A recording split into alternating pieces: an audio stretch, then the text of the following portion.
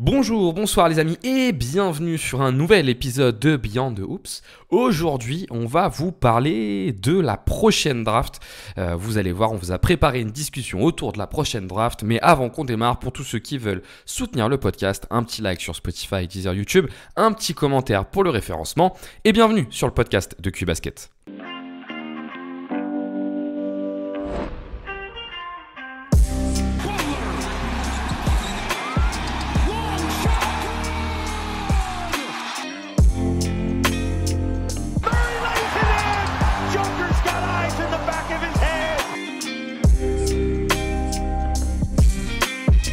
Mitchell has his head up, takes the Levert feed. Oh my!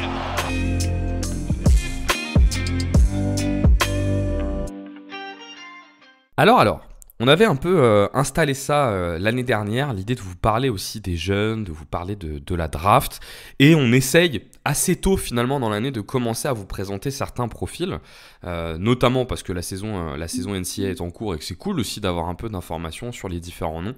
Vous pouvez retrouver d'ailleurs une série de podcasts qu'on a fait autour de septembre sur comment on scoute des jeunes. Et je ne sais pas si vous vous rappelez, mais on était avec Jasper pour parler de ça. Et évidemment, comme à chaque fois, quand on parle de draft chez QBasket, il y a Jasper. Salut Jasper, ça va ? Ça va et toi? Bah écoute, je suis ravi qu'on t'ait pour parler de tout ça. Tiens, je te laisse te faire ta promo comme à chaque fois. Mais maintenant, t'as l'habitude, hein, t'es un habitué. Ouais, faut que j'évite de changer de discours. Bah écoute, Symbiose, comme d'habitude. En ce moment-là, on essaie de rattaquer le podcast parce qu'on a une petite période creuse. Parce qu'on a eu plein de... Shame va déménager en Australie. Yoz a eu 3 tafs en même temps. Moi, là, je déménage, donc... petite période d'activité assez chargée. Mais de toute façon, là, ça arrive pour mars. Et qui dit mars, dit March Madness, forcément dit la draft, quoi. De toute façon, c'est toute l'année, mais... c'est là où ça bat son plein, donc on arrive dans la période qui va être le plus intéressante là. Si vous voulez suivre la draft NBA, si vous voulez suivre les prospects, allez regarder Symbiose, c'est quand même ce qui se fait de mieux, à la fois en termes de contenu, de densité de contenu, et aussi en termes de forme, parce que la forme est toujours très très cool chez Symbiose, et vous en avez aussi, je pense, l'habitude maintenant quand on parle de jeunes chez QBasket, on est avec Paul. Salut Paul, ça va ? Ça va et toi? Bah écoute, je suis content qu'on puisse parler de ce sujet. Là, on est vraiment sur ton terrain de jeu favori. Là. Les prospects, c'est quand même vraiment ton gros kiff, quoi. Ouais, enfin je les regarde, mais après je pense que je kiffe quand même plus la NBA, quoi, tu vois. Non, Il y mais a plus de choses à dire même sur les la NBA et prospects, une fois qu'ils sont NBA, les jeunes NBA, t'aimes bien ça, quoi. Ouais, enfin, je trouve ça kiffant de suivre les joueurs durant leurs 3-4 premières années, 5, allez. Parce que tu vois déjà, en fait, au bout de 5 ans, quel type de joueur ça va devenir, si ça va être des superstars, des stars et tout. Après, il y en a toujours qui se développent sur le tard, hein, mais c'est toujours cool, ouais, de regarder les 5 premières années des mecs qui arrivent en NBA, quoi.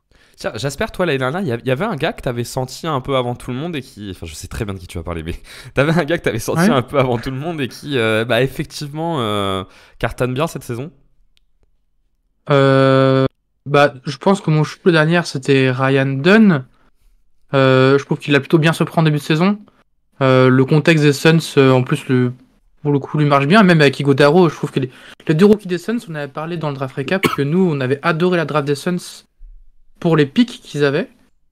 Mais non, mon échec pour l'instant, c'est qu'en début d'année, avec Symbiose, j'avais dit que Cody Williams pouvait être candidat pour être Roy. Voilà. Ouais, Cody je suis un peu Williams, actuellement, je crois qu'il est en G-League, donc Compliqué, ouais. c'est compliqué. Ouais, là, j'avoue, c'est un peu plus... Il y a Ware compliqué. où moi, j'étais pas hyper positif. Et là, en ce moment, Ware est en train de devenir un sérieux basketteur. Ouais, ça devient quelque chose. Alors, sur ce podcast, ce qu'on va vous proposer, c'est qu'on va passer par les différentes positions. On va vous présenter 2 guards, 2 forwards et deux intérieurs, 2 pivots, on va dire. Et l'idée à chaque fois, c'est de vous donner un gros nom et puis un nom qui nous plaît beaucoup. Vous n'allez pas beaucoup m'entendre dans ce podcast parce que les 2 spécialistes là de tout ce scouting, c'est Paul et Jasper. Mais on va essayer quand même de dérouler tout ça. Messieurs, qui présente le premier profil? Donc, on va commencer par 2 guards. Bah vas-y, j'espère. Je te laisse présenter. Allez, Eh ben, honneur à écoute, Jasper. le premier, en plus, c'est un prospect qui en ce moment. C'est bien parce qu'en ce moment, c'est un prospect à la côte. Il s'appelle Vijay Edgecombe. Je pense que pour les amateurs de 2K, je crois que c'est un gros joueur en plus de. Assez bon, quoi, un bon potentiel sur 2K. Et c'est un joueur en plus que je pense que les gens ont dû voir passer parce que en termes de highlights, il n'est pas mauvais. Pour faire le profil, j'ai pas la taille exacte. De toute façon, les mensurations ne sont jamais officielles jusqu'à la combine. Mais il me paraît un peu plus petit que les chiffres. Je dirais du 1m90. Donc c'est un poste 2 du coup. Donc un peu undersize. Pour rester sur le profil physique, niveau musculature, il est pas encore développé à fond. On sent qu'au niveau des épaules, il pourrait être encore assez développé. Mais il n'a pas non plus de problème à jouer avec les pros parce que c'est un joueur qui est qui vient des Bahamas. Et c'est un joueur qu'on a pu apercevoir cet été au QTO, ça je crois, TKO, je sais plus. En tout cas, les qualifications pour TQO, ouais. c'est ça. Avec l'équipe de Bahamas qui avait l'équipe de DeAndre Ayton, Eric Gordon et j'oublie le dernier nom. Mais une équipe qui était plutôt sérieuse. Et on a vu un VJ Combe qui sortait du coup de la high school. C'est ça, voilà. On a vu du coup un VJ Combe qui sortait de la high school et qui a pris de minutes très tôt et qui a fait des performances plutôt qu'on crevait l'écran.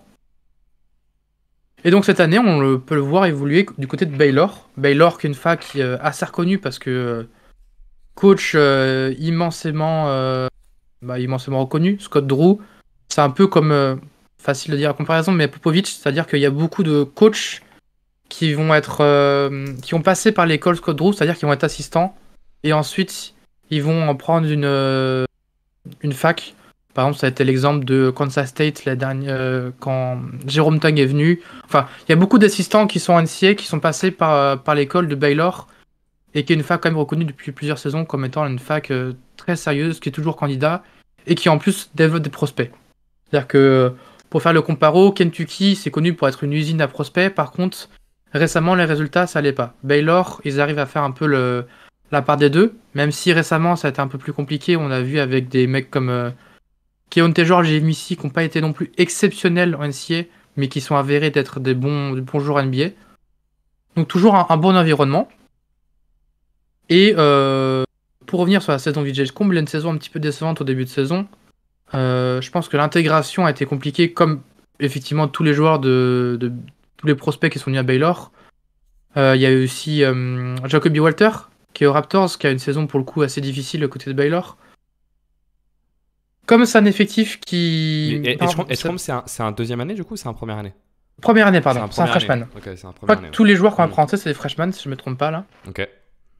Donc c'est un freshman. Bahamas, je crois qu'il a encore... il va avoir 19 ans le jour de sa draft. Donc c'est encore un joueur assez jeune. Et du coup, la saison, on peut la découper pour l'instant en deux morceaux. Je dirais la saison avant les matchs de conférence. Donc il y a des matchs qui sont pas forcément hyper intéressants parce que l'adversité est pas la meilleure. Et les matchs de conférence où il joue actuellement, là où il est en train un peu de nouveau crever l'écran. Et si on veut faire un peu le profil, on est sur un joueur à high school qui était quand même un très gros slasher. Parce que qualité athlétique, on est sur du tiers un peu de Jalen Green. C'est-à-dire que monter sur des ressorts. Sauf que lui, il y a un peu plus de puissance quand même. On sent qu'au niveau des épaules et du haut du corps, c'est très sérieux. Je parlais des TQO, pour ceux qui ont vu le dunk, le poster qu'il met, c'est vraiment très très violent. Il y a un côté beaucoup plus puissant quand même que Jalen Green, où Jalen Green c'est le côté détente et hang time. Lui, il y a un côté un peu le train, quoi, assez large. Les problèmes qu'il a eu en début de saison, c'est le shoot. Pour ceux qui se souviennent, il était top 3 partout quand tu regardes les boards début d'année. Pourquoi? C'est parce que c'est 40% au shoot en high school avec du catch and shoot. Et en fait, quand tu as un slasher hors pair et que tu as du shoot, forcément, le profil théorique fait qu'il est très haut. Le shoot a été très streaky, on va dire, en début de saison. Personnellement, sans me saucer, je m'y attendais. Mais c'est toujours ça avec des joueurs qui arrivent, qui ont 18 ans, qui arrivent dans un effectif de Baylor qui promeut d'abord l'équipe avant les joueurs. Ça peut arriver effectivement d'avoir des slumps. On était sur un joueur qui avait du shoot, tu dis en catch and shoot, mais il avait le pull-up ou le pull-up était clairement identifié comme étant pas spécialement là? Pas spécialement. Je dirais que sa qualité première, c'est quand même un joueur qui va au cercle et qui a un athlétisme plus, et du coup, on voit qu'en high school, il s'en sert parce que hang time, la longueur de bras est pas mauvaise. Et finition au cercle est effectivement assez folle parce que le combo puissance plus agilité, pardon, est, est vraiment hyper intéressant. D'accord, sur un Et du profil coup, de vrai poste 2. c'est ça. Mais sur Ouais. la première partie de saison, on en parle plus en fait comme un joueur un peu gadget, c'est-à-dire en plus, on arrive là avec Damon Thompson qui arrive sur ce type de joueurs un peu qui sont gadgets au début. Et je compte rentrer un peu dans cette case parce que il était très bon au rebond offensif, très bon en termes quand tu regardes le block rate, et le steal rating. On était sur des chiffres qui étaient similaires à Zion, alors que le mec était un guard. Donc il y avait un peu ce profil de undersize combo guard qui est bon au rebond, qui défend très bien et qui est très bon en contre.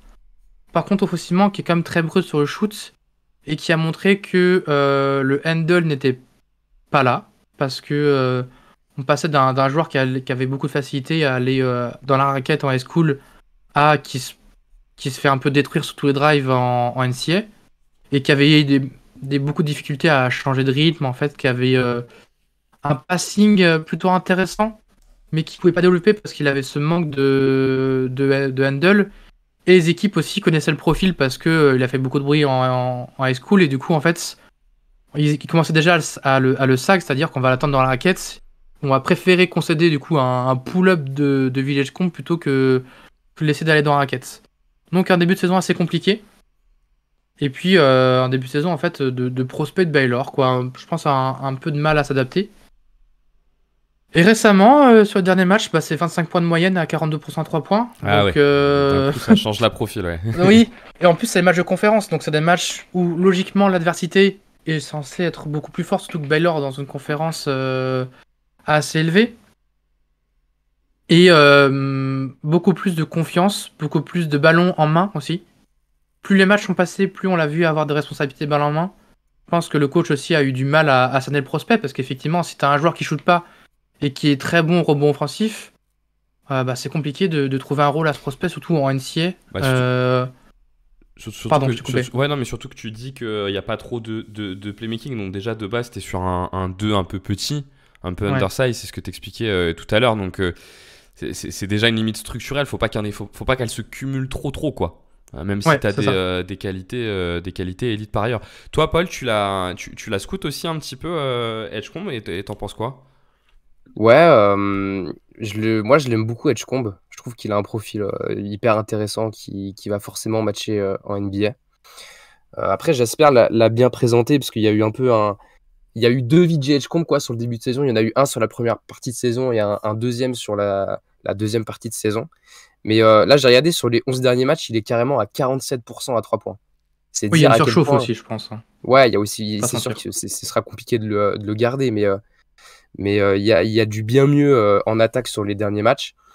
Je trouve qu'il est bien plus en confiance aussi sur ses drives dernièrement par rapport au début de saison. Son footwork est bien meilleur.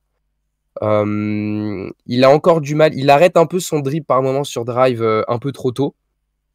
Il n'y a pas encore un niveau exceptionnel de manipulation de défense, mais c'est normal, hein, il est encore jeune. Je pense qu'il faut par moment aussi sur drive, il faut qu'il apprenne à mieux maîtriser son corps pour mieux absorber le contact aussi, parce que je ne le vois pas assez utiliser sa toute-puissance pour créer la séparation sur drive. Et voilà, après moi, le passing, j'ai regardé le match contre BYU là, dernièrement où il fait un gros match, et je trouvais qu'il était vraiment pour le coup intéressant. Alors c'est pas forcément, c'est pas un playmaker, mais tu vois, sur drive, il est capable de faire les bonnes lectures, il est capable de lancer la balle sur un alley-oop dans le bon timing avec la bonne exécution. Donc il y a du passing, on part pas de zéro quoi avec VJ Edgecombe. Et sur la défense, sur le début de saison, c'était très impressionnant parce que c'était c'était les premiers matchs quoi. Mais c'est vrai que quand il a un peu pris confiance en attaque sur la deuxième partie de saison, on l'a vu en mettre un peu moins en défense, que ce soit en défense off-ball ou en défense on-ball. Après, il y a quand même des séquences où vu que c'est un surathlète, quand il se motive, il est quand même assez exceptionnel. Mais voilà, il y en a eu un peu moins, ça se comprend aussi, parce qu'en attaque, il a un peu, il a complètement boosté sur les derniers matchs. Mais ouais, je trouve que c'est un prospect assez incroyable. Je suis presque sûr qu'il sera drafté dans le top 5. Et je pense qu'il peut fit en plus dans plein d'équipes, quoi.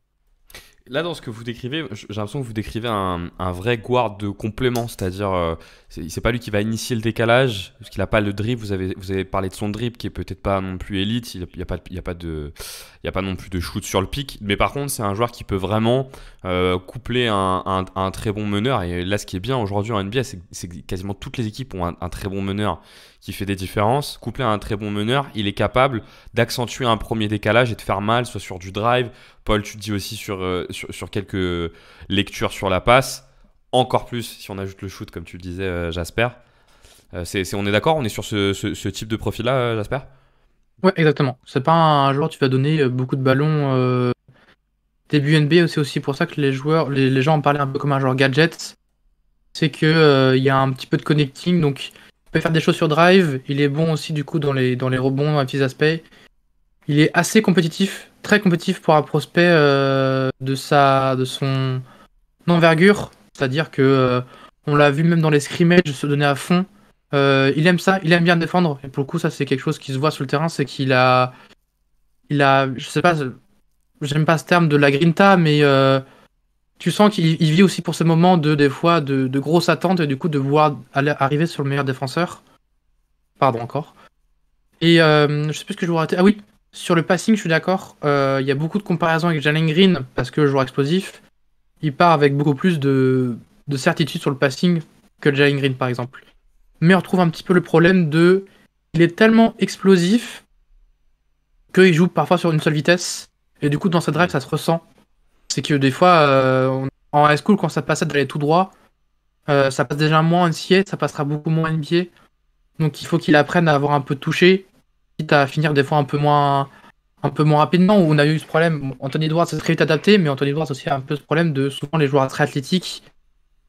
Ils ont ce côté supérieur athlétique chez les jeunes, et du coup, ils pensent dominer autant, et quand ils arrivent en NBA, ils sont un petit peu calmés. On sait que Jalen Green, c'est encore un problème actuellement, hein.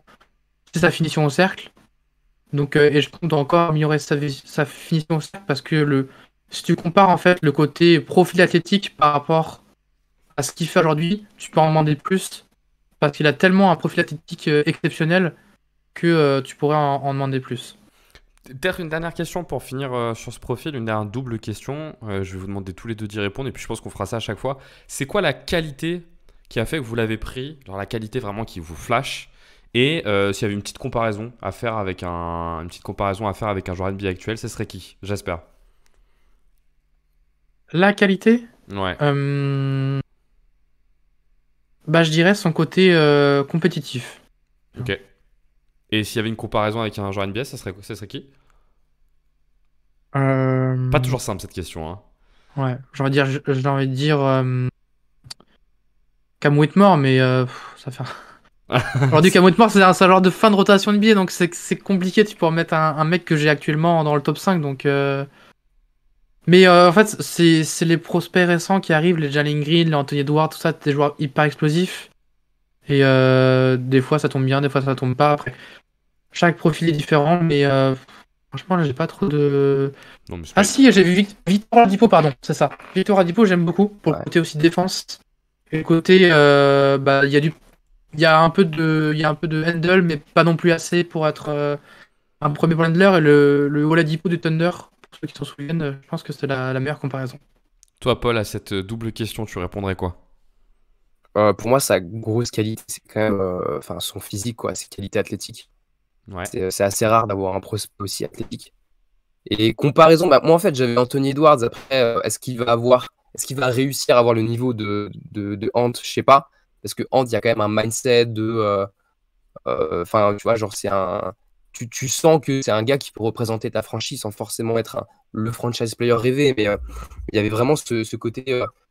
Il a pas peur d'assumer la pression, etc. Et je sais pas si Videtchkong, il en est capable, tu vois, d'être un peu l'image d'une franchise, mais sur le profil, je trouve ils sont un peu pareils, quoi.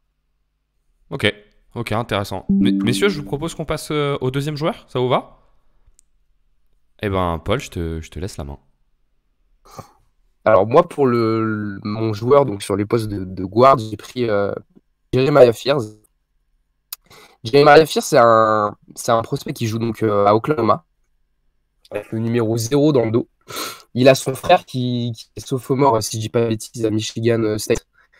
Et donc Jeremiah Fear, alors c'est pour moi ses principales forces, c'est son handle. Il a un vrai bon handle, il sait vraiment manier le ballon, quoi. Une de ses principales forces aussi, c'est son drive. C'est un gars qui provoque énormément de lancers. Il a un free throw rate qui est très élevé. Il est rapide, il sait manipuler les défenses. Il a surtout aussi un vrai toucher près du cercle. Franchement, il y a des lay-ups que tu peux te faire assez facilement en allant taper son nom sur YouTube. Et il y a un vrai toucher main gauche, alors que c'est un droitier. Et il est assez impressionnant là-dessus. Ensuite, c'est aussi un joueur qui a un passing fonctionnel hein, sur pick and roll. Il a la passe à rebond si un joueur doit cut baseline et tout.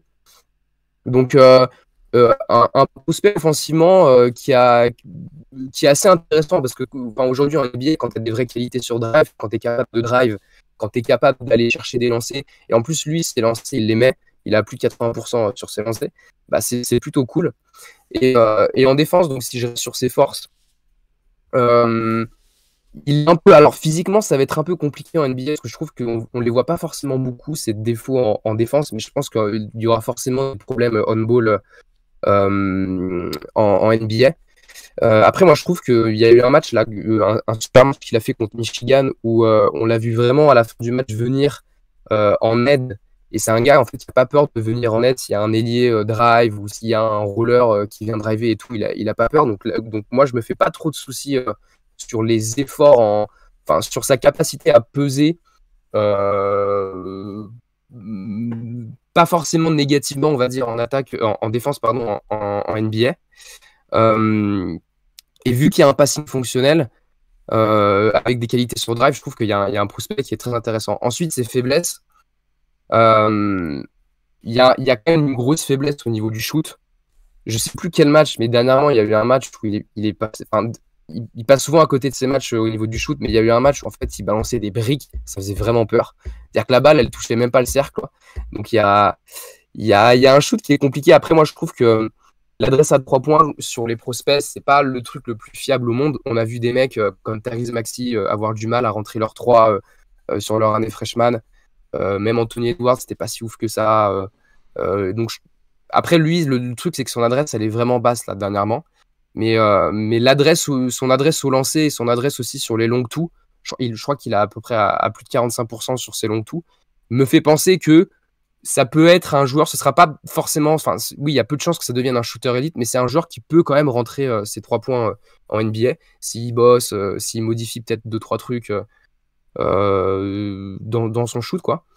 Et ensuite, je trouve qu'il y a aussi, par moment, en fait, il se précipite un peu trop. C'est pas encore un vrai meneur qui contrôle le rythme du match ou le rythme d'une possession. Et c'est un joueur aussi qui doit un peu plus fluidifier le jeu. Sur le même match contre Michigan où il avait fait un gros match, il y a quelques fois où il y a un joueur qui est libre sous le panier et il le voit pas. Après, ce qui est bien, c'est qu'il comprend ses erreurs parce que l'action d'après, il y a à nouveau un joueur sous le panier libre et il allait le chercher. Donc là-dessus, il sait quand même se remettre en question et apprendre de ses erreurs. Et après, c'est vrai que sa principale qualité, c'est le drive, mais c'est pas un joueur non plus surtanké. Donc en NBA, qu'est-ce que ça va donner? Moi, je suis assez optimiste sur Jeremiah Fear. Je sais que c'est pas le cas de tout le monde, mais je suis assez optimiste que je trouve qu'il y a un vrai handle et il y a un vrai toucher près du cercle. Mais c'est vrai qu'en NBA, si physiquement t'es pas capable de faire un peu la différence sur ton défenseur, ça risque d'être compliqué. Et en plus, si le shoot vient pas, tu sais que les défenseurs ils vont t'attendre et ils savent que ta principale force c'est le drive. Mais du coup, voilà, au bout d'un moment, ils sauront comment te défendre assez rapidement, quoi. Donc voilà un peu pour le profil de Fears. Il joue dans quelle fac tu nous as dit? À Oklahoma. À Oklahoma, d'accord. T'en penses quoi, toi, Jasper, de ce joueur? Bah écoute, c'est un joueur qui était pas forcément attendu parce que c'est un joueur en plus qui est reclassifié et beaucoup son frère était qui avait beaucoup plus la cote. Surtout Oklahoma cette saison, c'était pas prévu pour être une grosse saison depuis le départ de Trae Young. La fac est un peu en dents de scie. Mais moi, je suis un peu plus bas parce que j'en demande peut-être plus. Je trouve que le 3 points, je trouve ça un peu bizarre d'ailleurs parce que le toucher sur lancer franc est vraiment très bon. Et à 3 points, le fait que le toucher soit aussi mauvais, enfin, la différence d'écart entre les deux est un peu particulière, surtout qu'il y a des matchs où il va prendre 7 3 points, des matchs où il va en prendre un. Et encore, du coup, je pense qu'il est comme en plus il est reclassifié, euh, il sait pas encore quand les prendre, quand ne pas les prendre, je pense. Et ça se ressent aussi, je pense, du coup, sur le pourcentage. Il a pas, il sait pas quand tirer, quoi, forcément. Surtout qu'il est pas aidé parce que l'équipe d'Oklahoma n'a pas de second ball handler. Pour le coup, il est vraiment tout seul. C'est aussi, du coup, ce qu'il a aidé en début de saison, c'est qu'il n'était pas prévu, enfin, il n'était pas pressenti pour avoir autant de responsabilités. Mais Oklahoma, je pense, le coach s'est vite rendu compte qu'en fait, il y avait un peu que lui comme option au début. Et qu'au final, ça les a bien rendu service parce qu'ils démarrent la saison en 11-0, je crois. Une des premières équipes à être undefeated. Ils gagnent en plus un tournoi, le tournoi Hawaii, donc c'est là où un peu Fierce se fait un nom. Moi, j'ai quand même pas mal de mal sur la taille en défense. Je trouve que je sais plus quel match, je crois que c'est contre South Carolina, où il se fait pas mal cibler en défense et tu sens que même s'il est bon sur la Z, quand il est en match-up, c'est-à-dire impliqué par exemple dans un pick and roll, que ce soit dans la navigation entre les écrans, pardon, et le profil physique, il empathie beaucoup de ça. Et inversement, en attaque, il joue pour un mec qui fait 5 cm de plus. Il y avait une comparaison intéressante où en fait on vous disait que ils font à peu près la même taille avec Nolan Traoré. Nolan Traoré il joue pour un mec qui a 5 cm de moins, et Fierce il joue pour un mec qui a 5 cm de plus. Et ce qui est vraiment super bien avec Fierce, c'est vraiment sa qualité sur drive. Quand tu vois les compas, c'est du Kyrie Irving, c'est du Shai, donc effectivement les compas, ça fait rêver. Il a vraiment cette capacité à, malgré son corps assez fin, en fait, toujours trouver le bon angle, toujours trouver le petit step qu'il y a à faire, qui va se créer un petit peu d'espace malgré un défenseur plus grand, trouver les lancers francs. Il a là cette qualité un peu, ce qu'on pourrait avoir souvent ce qu'on appelle les meneurs européens crafty, c'est-à-dire le côté tu suis pas athlétique, mais je vais toujours trouver le bon angle. Et ça, on le retrouve avec lui, il est vraiment très bon sur le drive. Sur le passing, c'est compliqué de juger parce qu'effectivement le contexte fait que c'est peut-être le meilleur passeur parce que c'est aussi celui qui a le plus de ballons. Mais je trouve pas non plus que son passing soit exceptionnel. Je pense qu'il fait des bons reads, c'est-à-dire que il y a un joueur qui va show un peu trop ou qui va tag le roller. En gros, il va faire la passe sur le mec qui est ouvert. Mais pas plus que ça. Ouais, j'ai Donc l'impression que vous, effectivement, vous me décrivez un joueur de flash en fait. C'est un mec qui montre des flashs et qui peut-être aussi a été un peu porté par le début de saison de Oklahoma. Mais c'est toujours intéressant, je trouve, avec les joueurs de flash de savoir si une les flashs en confiance. fait tu peux te projeter plus loin, ouais, ou si en fait il n'y a pas ce qui est construit pour pouvoir se projeter plus loin, quoi. Et c'est là où on est sur des vrais paris, tu vois, Paul, ce que tu décrivais un peu, c'est là où tu peux être sur des vrais paris. Dans quelle mesure les flashs que vous arrivez à avoir, je pense par exemple à la passe ou même au shoot, vu qu'il y a quelques petits flashs, même si le shoot visiblement est compliqué, vous vous dites, ah mais ça peut peut-être aller un peu plus loin. Peut-être Paul, parce que comme c'est toi qui l'as choisi et que tu as l'air d'y croire un peu plus que j'espère, pour le Ouais. coup. Moi, j'y crois beaucoup plus au niveau du passing, mais c'est vrai que c'est un joueur de flash, quoi. Il faut l'avouer, c'est un joueur de flash. Il y a quand même du déchet dans son jeu. Cette année, il perd quand même beaucoup de ballons. Mais tu vois, enfin, je sais plus quel match, mais il y a un match où sur drive, en fait, il fait une passe à une main et il trouve un shooter, mais tu sais, c'est une passe qu'il y a que très peu de mecs en NBA en fait qui peuvent la faire, quoi. Donc ouais, c'est sûr, c'est un joueur de flash. Maintenant, ce qui est intéressant, c'est que tu vois, là, j'ai regardé en fait sur les 14 derniers matchs, là où l'adresse à 3 points, elle a commencé un peu à valser. Il est à 23% à 3 points. Donc, c'est sûr, c'est cata, quoi. C'est pas suffisant. Mais il arrive il arrive à garder un true shooting percentage qui est à plus de 55. Donc, ça va, tu vois, ça passe. Et il est à 4 passes pour 3 turnovers. Donc, il a quand même un free throw rate de plus de 50. Donc, c'est élite, quoi. Donc, je trouve que justement, c'est un joueur qui pourra réussir à avoir de l'efficacité dans son scoring, même si les 3 points ne rentrent pas. Après, c'est sûr que on l'a vu avec certains prospects, notamment français, tu vois, comme Kylian Hayes. Si au bout d'un moment, t'as beau avoir de la manipulation de défense et tout, si des 3 points, ils rentrent pas, si t'es flotteur non plus, au bout d'un moment, ils rentrent pas, en fait, au bout de 4-5 ans, tu joueras plus en NBA, quoi. Donc, il y a Fears, il y a ce côté un peu gros risque, gros reward, où il y a un peu que 2 scénarios possibles, c'est qu'il il finit sa carrière NBA au bout de 5 ans, ou alors en fait ça devient All-Star et il dure 15 ans et c'est un peu la style de cette draft, quoi. Donc ouais, il y a un peu un profil tout ou rien avec des joueurs comme ça qui montent de gros flashs en NCAA, quoi. Ouais, parce que ce qu'il faut rappeler aussi, c'est que c'est un joueur qui est reclassifié, donc normalement, il est censé faire sa dernière saison en high school, là. Et qu'il arrive en étant Ah, il est jeune. le meneur qui a le plus gros usage d'une équipe de Oklahoma qui, au final, surprend les gens parce que on attendait une équipe un peu faible et qui est un peu plus haute. Donc, le côté, en fait, jeune, plus bon flash, plus patron d'une équipe qu'on n'attendait pas aussi haut, et il arrive à faire gagner cette équipe, parce que je crois qu'en plus, il met un buzzer beater, enfin, il a quand même beaucoup de contexte qui va avec lui, qui fait qu'il a ce côté un petit peu patron d'une équipe, alors que le mec est censé être en high school. Et du coup, forcément, ça fait saliver quand tu regardes un peu ça. Ouais, parce que effectivement, il a l'air, moi, sur ce que j'avais vu, de dégager pas mal de leadership, quoi. Tu sens que c'est pas un mec Ouais. qui se cache, et tu sens que c'est un gars qui a cette envie un peu de porter son équipe, quoi. Dans les matchs chauds, c'est lui qui a le ballon en fin de match, par exemple. Alors que c'est le mec le plus jeune, quoi. Donc ça montre quand même que ils lui font confiance et qu'ils savent que s'il y a un mec qui peut débloquer la situation dans cette équipe, c'est lui. Il y a un truc là que je me disais en regardant là sur lui qui me posait un peu question, et vous en avez parlé un petit peu sur le côté défensif. Je vois qu'il est effectivement assez fin. Jasper, tu nous as parlé de la circulation dans les écrans qui est pas très bonne. Il m'a pas l'air très long non plus. Petit, pas très long, fin, pas très bonne circulation dans les écrans. Là, moi j'ai l'impression que vous êtes en train de me décrire un gars qui presque peut pas jouer en NBA à cause de sa défense, quoi. Est-ce que c'est le cas, ou est-ce que je suis un peu trop noir dans la façon dont je décris le profil? Moi, j'attends encore de voir. J'ai pas vu beaucoup de high school pour lui. Pour le coup, pas donné parce qu'on n'attendait pas forcément autant. Mais effectivement, c'est là où ça me pose le plus de problèmes pour l'instant. C'est pas forcément l'attaque avec le shoot et tout, parce qu'effectivement, il est jeune et que le contexte équipe en attaque lui est favorable.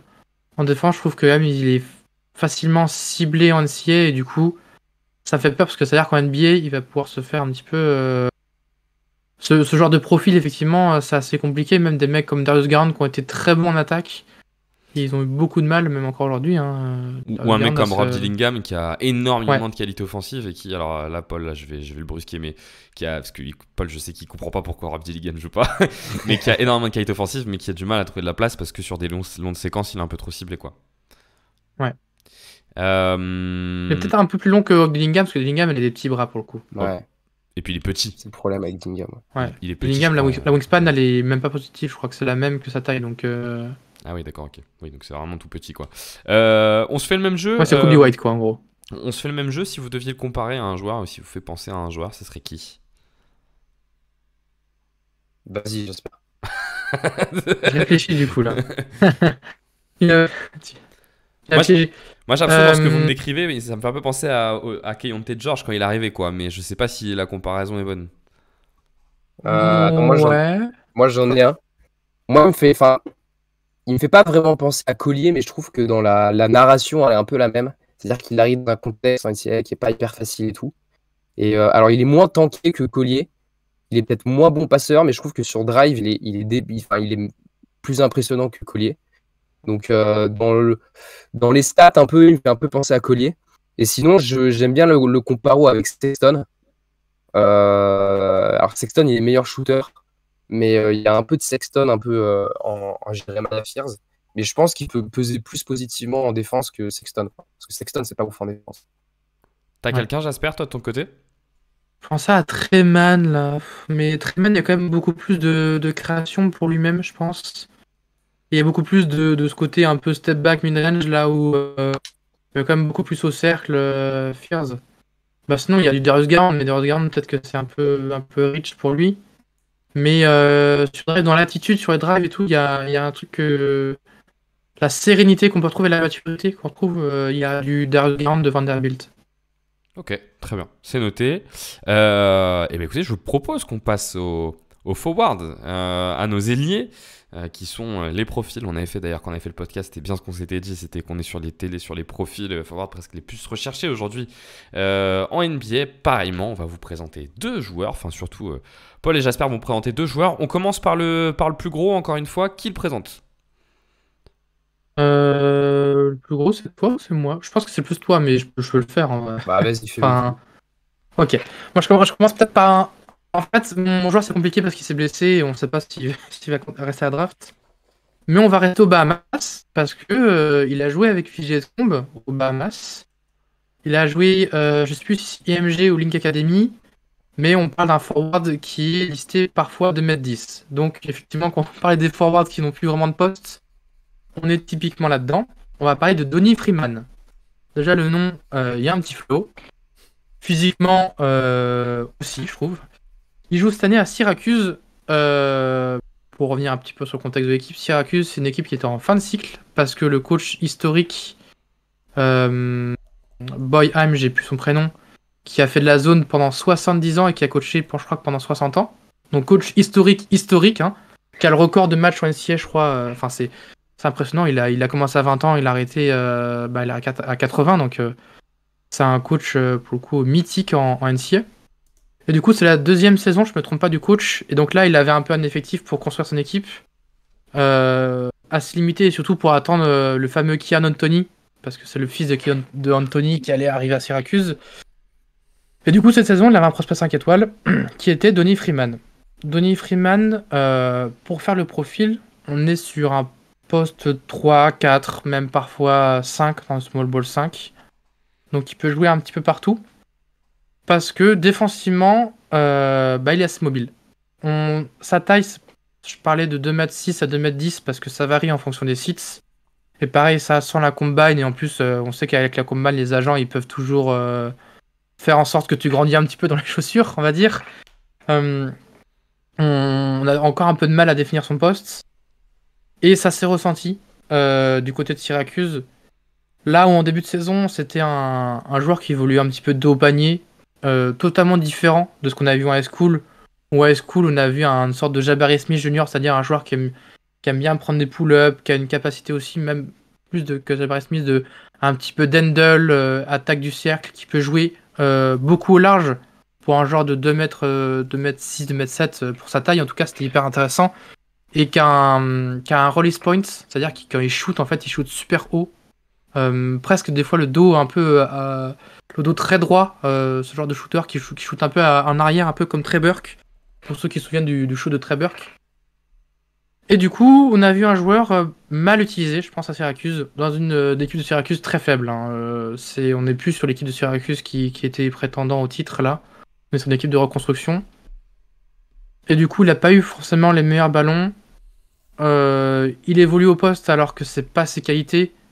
Parce que même s'il a un physique, je pense, presque déjà fini, j'irais presque taillé pour l'NBA, c'était pas son jeu. Mais malgré tout, malgré ça, on a pu voir des qualités de passe qu'on n'avait pas forcément pu voir en high school.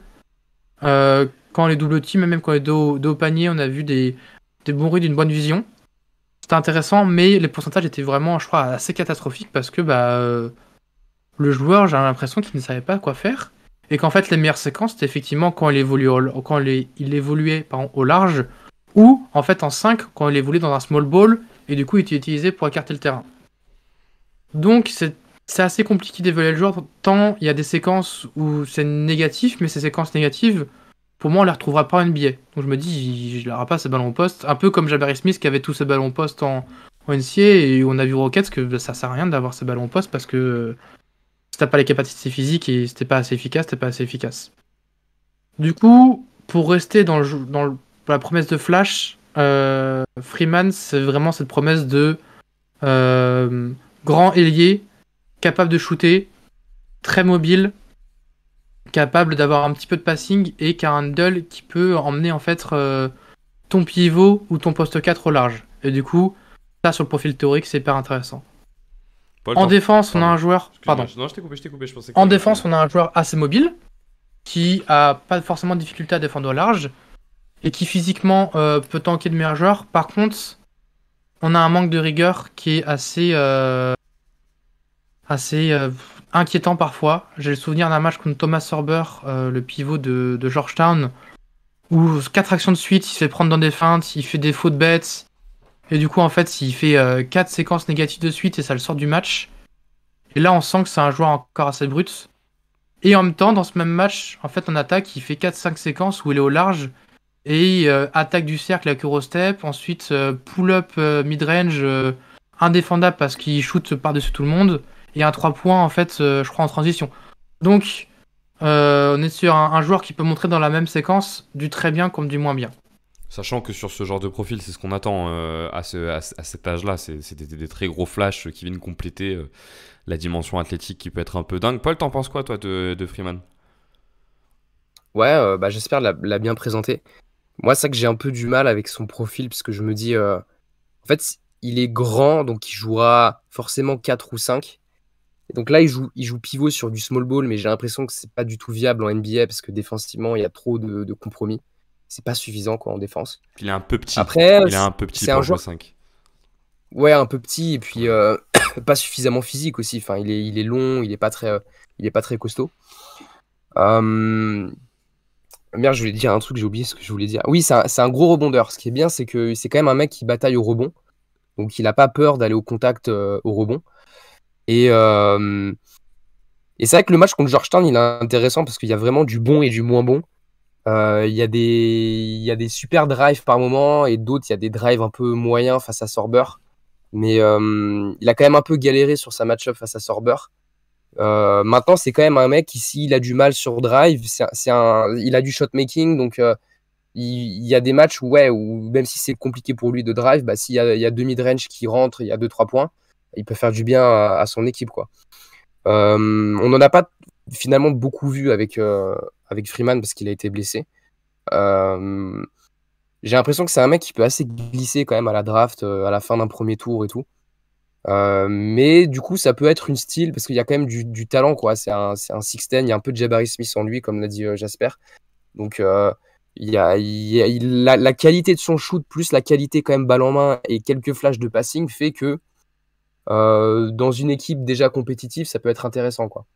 Dans ce que vous me décrivez, donc, il est 10e du board de Jasper. Dans ce que vous décrivez, j'ai l'impression qu'on est sur un profil qu'on recherche de plus en plus, et ces profils de poste 4 pour venir compléter un poste 5 qui serait pas très bon défenseur. On le voit hein, en NBA, on a de plus en plus, il faut accompagner les Sengun, il faut accompagner les Sabonis, on se rend compte que ces intérieurs peuvent être des incroyables générateurs de jeu, et parfois on a besoin de trouver un poste 4 un peu bon sur la rim protection, qui a quand même un peu de taille. Est-ce qu'on est sur ce genre de profil-là, vous pensez, ou est-ce que défensivement, ok, il n'y a pas le côté physique, mais il n'y a même pas, je veux dire, de la verticalité, de la longueur qui viendrait t'apporter de la rim protection? Et pour le coup, je trouve qu'il est assez athlétique. Ça se monte beaucoup au rebond. Un petit peu moins dans la rim protection parce que je pense qu'aussi l'équipe de Syracuse a un pivot qui fait la même taille que lui, qui est beaucoup plus large, là, le Eddie Lampkin, ils ont aucune compatibilité en fait. Ça se voit aussi en attaque. Je pense que des fois les deux se marchent l'un dans l'autre dans la raquette, que ce soit en attaque ou en défense d'ailleurs, hein. Mais du coup, c'est compliqué de voir de la défense second rideau dans son profil. Mais que ce soit en high school et mais avec les Bahamas, il a un petit peu joué. On a vu quand même un joueur qui était plutôt à l'aise pour bouger. Et effectivement, quand tu peux bouger avec cette taille-là, et il a pris un peu de poids, je trouve, même s'il est encore physiquement pas prêt. Quand tu regardes les séquences à high school, il faisait vraiment ce genre de joueur très fin, très long. Et forcément, tu vas voir les comparaisons de KD quand t'es jeune. Il doit encore reprendre du poids, je pense. Mais c'est aussi pour ça, je pense qu'il a joué un peu poste 5, c'est parce qu'il a pris les épaules et je pense que le coach lui a fait confiance là-dessus. Peut-être un peu trop tôt, parce que quand t'as du mal en poste 5 en NCA, effectivement, c'est compliqué quand tu vas scale ça Pardon, quand tu vas traduire ça en NBA. Donc, pour l'instant, je pense que c'est un joueur en plus avec sa blessure qui peut peut-être se représenter l'année prochaine. Mais moi, c'est un joueur que j'estime beaucoup parce que bonne fac, parce que il a joué avec les Bahamas, donc aussi le contexte pro. Je trouve que c'est toujours bien d'avoir un jeune qui joue, même s'il n'a pas autant que VG Combe, pas autant joué. Le profil théorique, effectivement, fait qu'aujourd'hui, dans une NBA, c'est un profil qui est extrêmement recherché.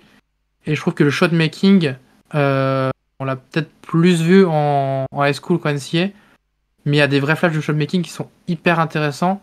Et c'est ça là où en fait le plafond peut être cassé parce que si le 3 points par séquence ou dans des séquences où il met 3 points dans le match et après il est un petit peu en feu et qu'après il fait des drives, on commence à avoir un joueur effectivement hyper sérieux parce qu'en plus le passing game est pas mauvais. Mais on a aussi effectivement des séquences où le joueur est pas encore prêt, quoi. Est-ce qu'il y en a, j'espère, un peu un côté premier pas, tu vois, qui peut venir pour le coup être impressionnant pour sa taille ou une capacité à flash au cercle, tu vois, en partant du corner, ce genre de choses. Alors, je comprends qu'il joue pas mal poste 5, donc il part peut-être pas trop du corner, mais est-ce qu'il y a un peu de ça? Pas vraiment, je pense que moi les flashs qui m'ont impressionné c'est plus des attaques de close-out quand on est sur l'aile par exemple. D'accord. Avec un pick and pop et on va voir que le joueur en fait en face va. C'est un big souvent qui a fait un close-out un peu léger ou un peu trop en retard parce que c'est un big et du coup il va le prendre de vitesse par un dribble et après c'est une finition au cercle pour le coup. On se refait le jeu qu'on se fait depuis le début pour tous les deux. Si vous aviez, moi j'ai l'impression, avec ce que vous me donnez, qu'on serait sur, alors je parle pas de niveau, hein, mais juste de profil, sur une sorte de Scotty Barnes. Est-ce qu'il y a un peu de ça ou pas? Je dirais moins de passing quand même que Scotty Barnes, il avait aucun touché, aucun shoot. Et il avait beaucoup plus ce côté faux meneur, enfin grand meneur. Je pense que Jabari Smith, ça lui convient bien. C'est le joueur où j'ai le plus de mal à trouver de comparaison à Donny Freeman, Ouais, il est honnêtement. dur, lui. Moi, j'ai Jabari Smith aussi, j'en ai pas trop d'autres là comme ça. Ok. Jabari Smith avec un peu de handle, quoi. Ce que n'a pas Jabari Smith, quoi. Ouais, ça, et moins de défense au large. Ouais. Parce que Ok. Jabari Smith, ça quand même arrive avec quand même une défense et un QI en défense qui est bien C'est plus haut. intéressant, ouais. Ouais, tout à fait. On passe sur le deuxième forward, on passe la main à Paul. En fait, c'est pas vraiment un forward, parce que je pense pas qu'il a la taille d'un forward, je pense qu'il fait un peu moins de 2 mètres. Mais je l'ai pris parce qu'en fait, c'est Trey Johnson que j'ai pris, qui joue à Texas. Et c'est vraiment, pour le coup, c'est un des meilleurs shotmakers de la draft. Enfin, il a un profil, c'est un shotmaker, quoi. C'est peut-être il y a un peu débat, le deuxième, peut-être meilleur derrière Ace Bailey, où enfin, il a une qualité sur son shoot qui est quand même assez impressionnante. Donc tu lui donnes la balle, il va faire son drive, il va prendre son mid-range. En plus, il est très élégant, il est vraiment cool à regarder jouer, Trey Johnson. Euh, donc sur ses forces, il a aussi un passing qui est très intéressant. On l'a vu dernièrement aussi dans les derniers matchs. Le truc, c'est qu'il n'y a pas vraiment le volume, mais je trouve qu'il y a des lectures sur drive qui sont très cool. Il y a des lectures aussi quand il se fait blitz où en fait la passe elle arrive au bon joueur au bon moment, dans le bon timing avec la bonne exécution.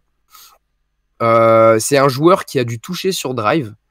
Vu que c'est un shotmaker, tu sens que quand sur drive, quand il faut driver, il a dû toucher. Moi, je trouve qu'il y a eu des bonnes séquences aussi en défense on-ball. C'est un joueur qui est assez rapide, qui a une bonne mobilité latérale. Et donc voilà, et il y a un vrai potentiel aussi de jeu off-ball en attaque. On voit, il est beaucoup utilisé on-ball, mais je pense qu'en NBA, il pourra aussi être pas mal utilisé off-ball. Et il y a un vrai potentiel là-dessus sur son utilisation off-ball. Ensuite, ses faiblesses. En fait, c'est un joueur qui est pas très athlétique, donc sur drive, il a du mal. Il a du mal à créer la séparation. Il a du mal à absorber le contact parce qu'il n'est pas très physique non plus.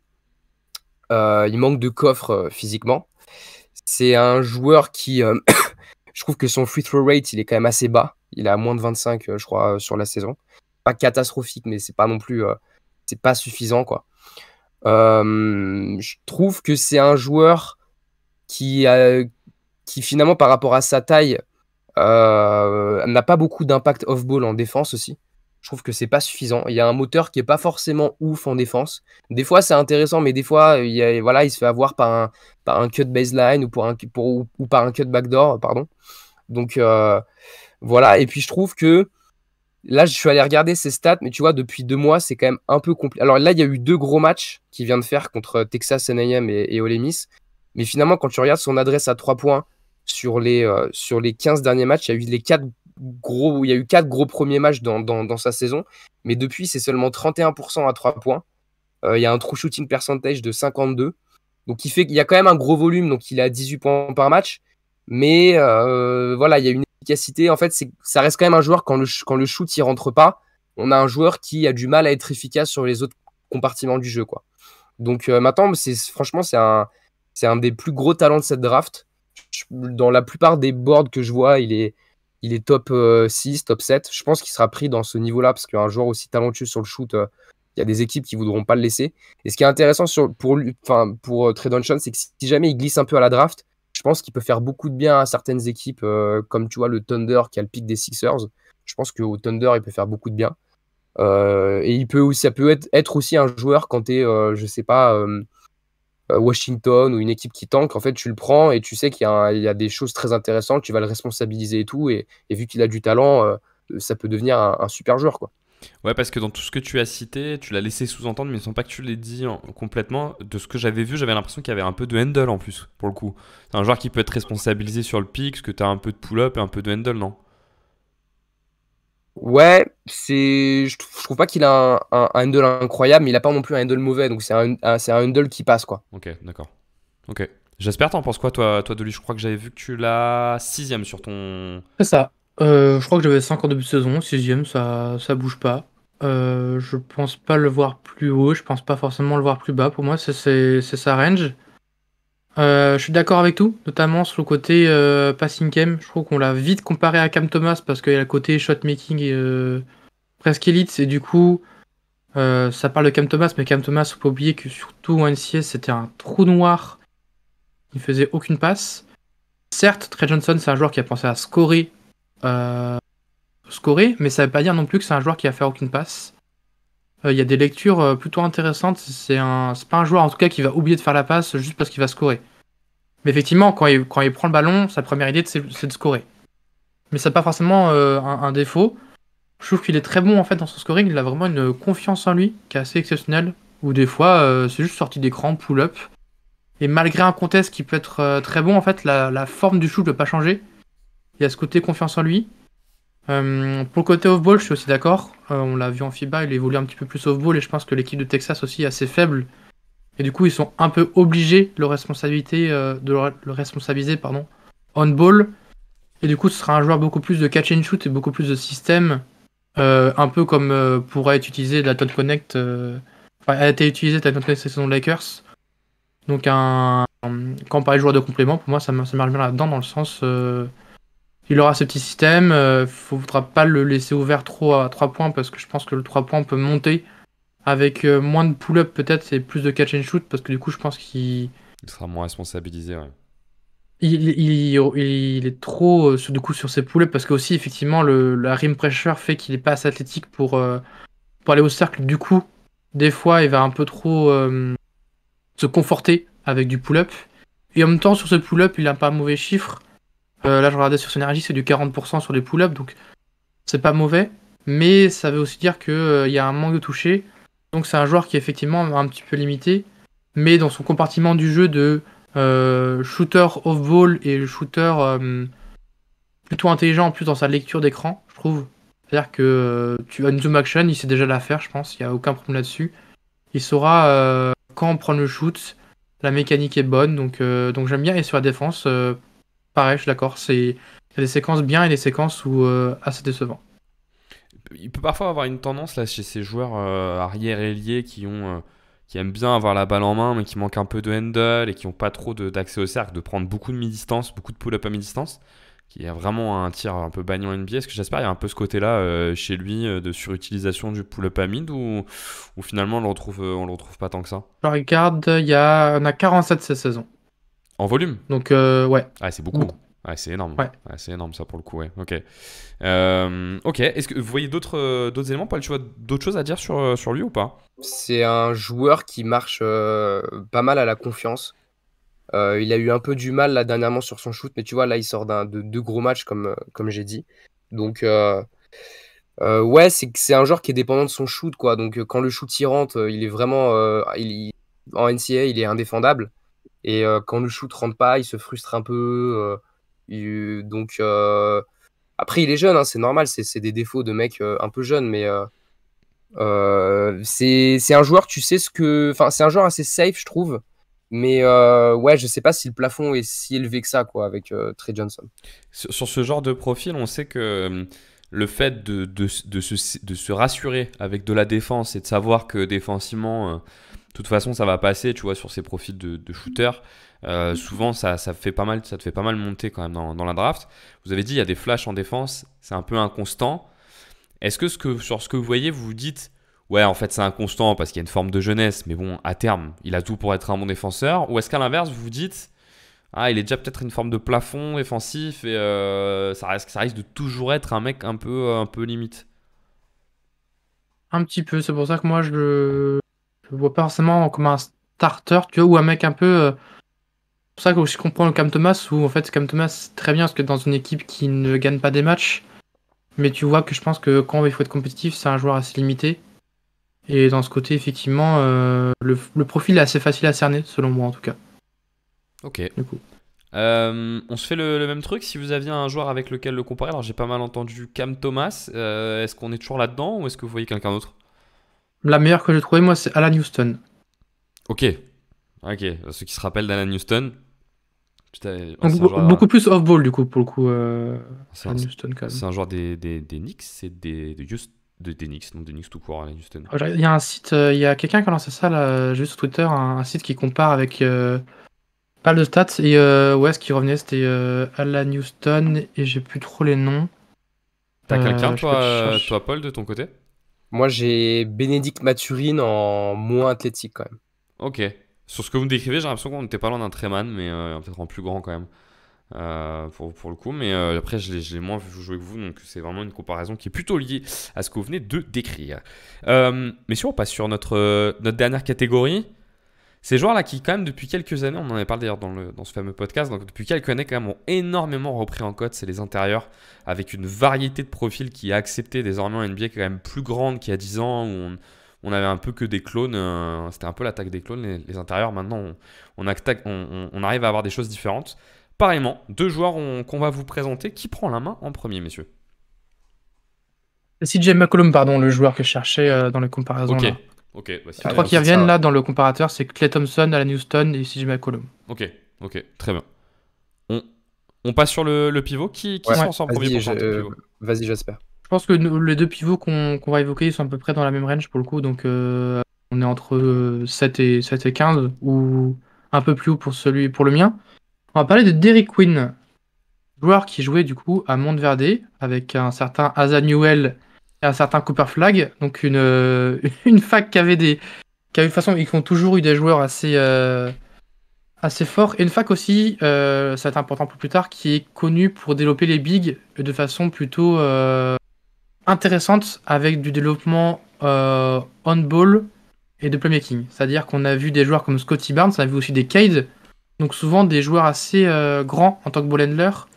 Et en fait, c'est dès la fac, dès Montverde, qui vont avoir pas mal de séquences balle en main et qui vont développer un peu un passing. Et effectivement, quand on regarde tous les joueurs qui ont le passif Montverde, souvent c'est des joueurs qui sont plutôt intelligents dans leur cul basket et qui apprennent en fait très tôt à, malgré leur taille, là où ils vont être un peu limités par exemple par certaines facs, on va leur dire de les catégoriser dans des...